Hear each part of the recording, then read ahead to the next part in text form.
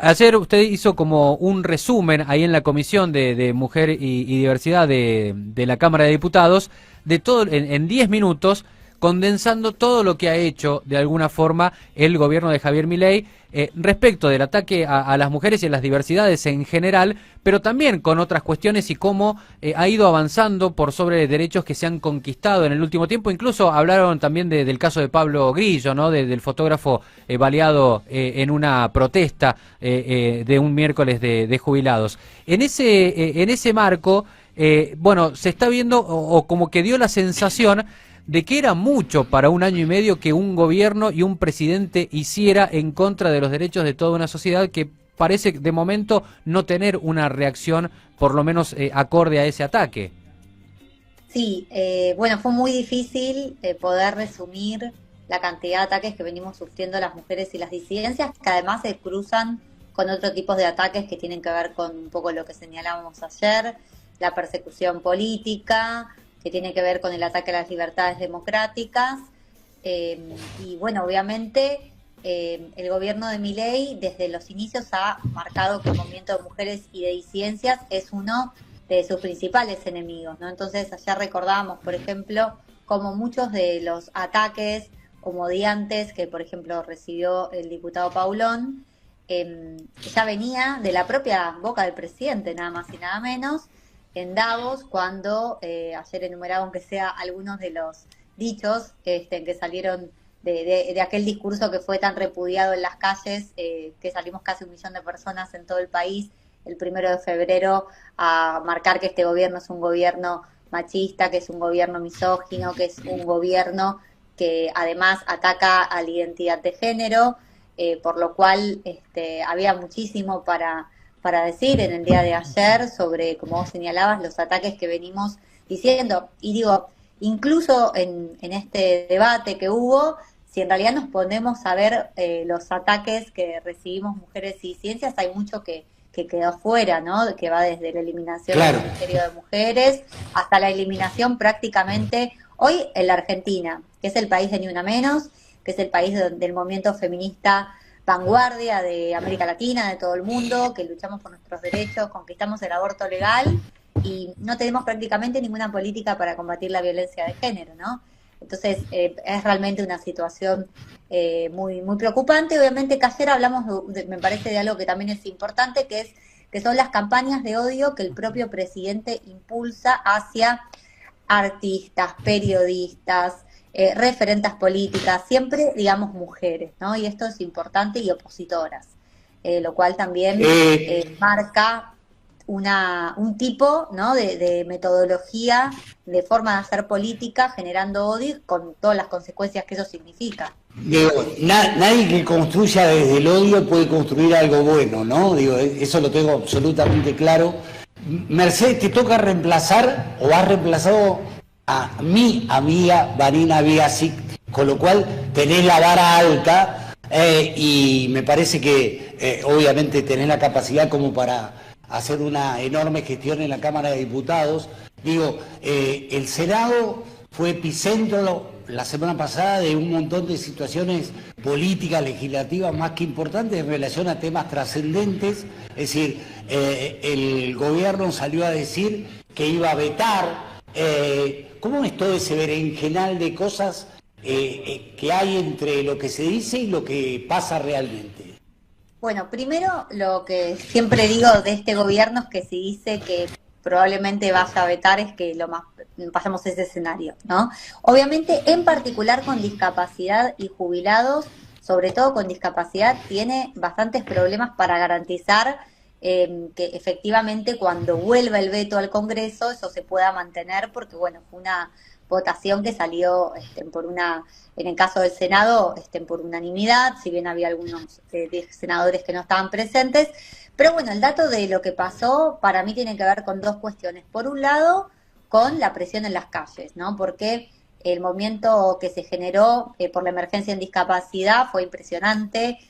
No se imaginan acá en Buenos Aires las movilizaciones espectaculares, el ejemplo que eran las personas discas peleando en las calles junto con las trabajadoras que están recontra precarizadas, que ganan 2 mangos con 50, que le pagan a 90 días, o sea, todas las historias que nos contaban eran realmente de una crueldad impresionante, y sin embargo ese movimiento que salió a las calles, las familias, y logró la sanción de esta emergencia, y lo de jubiladas y jubilados, que bueno, es una lucha simbólica fundamental, digamos, ¿no? Desde el año pasado, desde el veto, los miércoles se han vuelto un día muy importante políticamente, sí, ¿no? Donde, por ejemplo, claro, el 4J concentramos todas las luchas acompañando y abrazando a las y los jubilados, entonces son los que se vienen bancando la represión de Bullrich. Entonces son dos temas que tenían muchísima presión para que salgan. Como sabemos que no podemos confiar en Congreso, confiamos sí en la movilización en las calles. Ahora también hay que decir otra cosa, el gobierno de Milei no está en su mejor momento, evidentemente. También todo el cruce que tiene con los gobernadores, que han sido aliados fundamentales para garantizar la gobernabilidad del gobierno de Milei, y que han sido aplicadores del ajuste.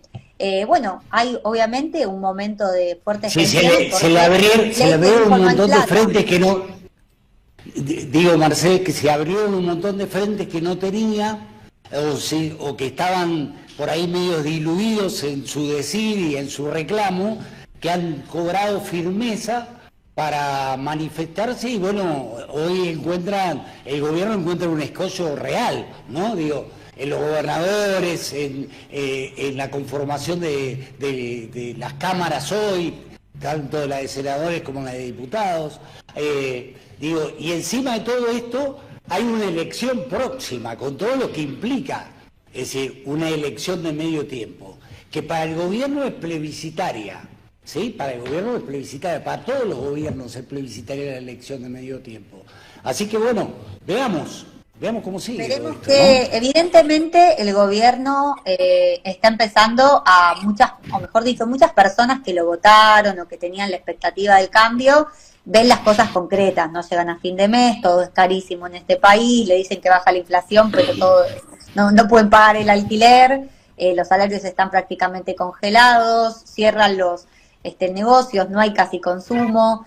Hay un aumento del desempleo, y eso es lo que empieza a ver un montón de gente, que es la que se está movilizando, luchando y también peleando en las calles.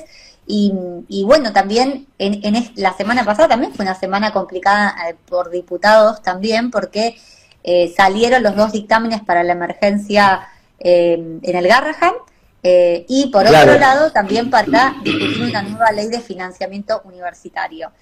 Entonces, está claro que tenemos que seguir reforzando la movilización en las calles, y que, por ejemplo, mañana tenemos una parada importante, porque mañana acá vamos a salir a defender el Garrahan, vamos a volver a decir que las y los residentes son trabajadores y no becarios, como quiere instalar el gobierno con una reforma laboral en los hospitales nacionales, vamos a salir a defender la salud pública, y van a venir un montón de sectores que de manera unitaria nos vamos a movilizar a Plaza de Mayo, y la semana que viene tenemos otra movilización muy importante, que es una movilización antirrepresiva, por lo cual hay una agenda también en las calles, además de, obviamente, la agenda parlamentaria, que obviamente refleja todas estas contradicciones. Yo creo que obviamente las elecciones siempre son, como diríamos los quienes somos de izquierda, un reflejo medio distorsionado de la realidad, porque muchas veces se opta por el menos peor o el miedo a que vuelva el otro. Entonces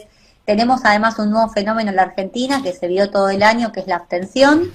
Entonces hay que ver cómo termina, qué pasa sobre todo en la provincia de Buenos Aires el 7 de septiembre, que ustedes saben que hay elecciones donde todo el mundo se va a ir a medir, y ahí tendremos un poco... Y ahí la izquierda también va a participar. Hoy estuve a la mañana hablando con Nico del Caño, me contaba que sí, que van a participar. La izquierda siempre está presente en cada una de los procesos eleccionarios que se siguen.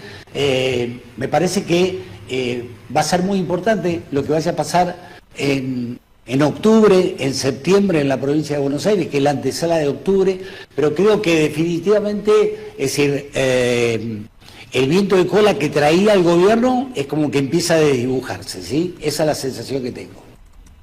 Sí, nosotros vemos también que hay elementos que nos muestran este desgaste del gobierno. Como decimos esto, que las elecciones también son un reflejo distorsionado, hay que terminar de ver cómo se expresa en las elecciones.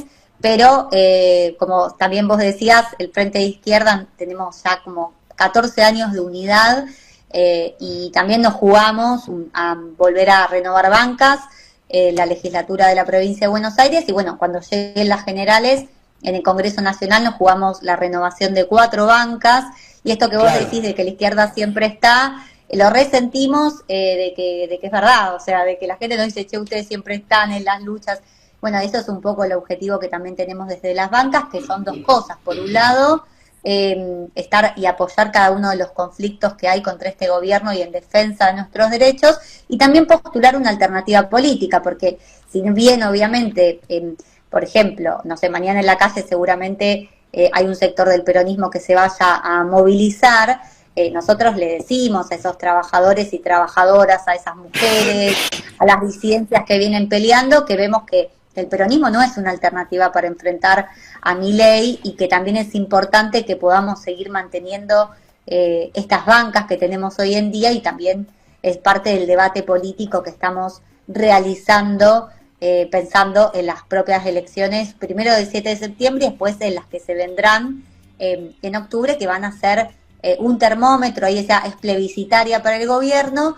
Siempre es contradictorio. Yo no me voy a olvidar nunca, por ejemplo, cuando Macri ganó las elecciones, que la primera legislativa le fue re bien, y a los 2 meses hubo una rebelión contra la reforma previsional que terminó marcando que finalmente el gobierno termina perdiendo las elecciones. Entonces siempre todo es muy dinámico, y también hay que ver cómo avanza la lucha en las calles contra el gobierno.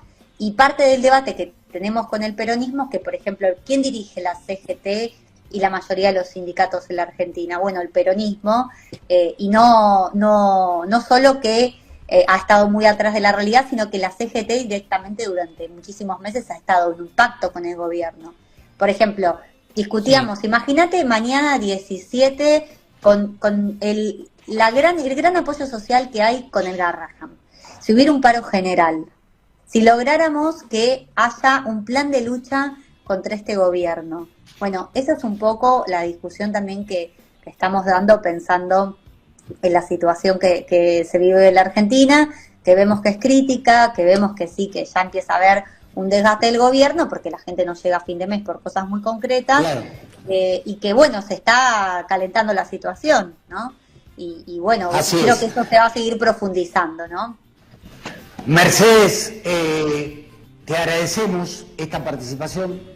De mi parte es la primera vez que hablo con vos, ¿sí? No sé, yo que hablo permanentemente con la gente de izquierda, seguramente esto se va a repetir, así que nada, mandarte un saludo, y seguramente vamos a estar acompañando como podamos desde acá, bueno, una marcha que es de enorme contenido, así que nada, suerte mañana. Bueno, muchas gracias, y bueno, cuando quieran repetimos y seguimos intercambiando. Un abrazo grande para toda la gente de la provincia. Adiós. Gracias. Hasta luego.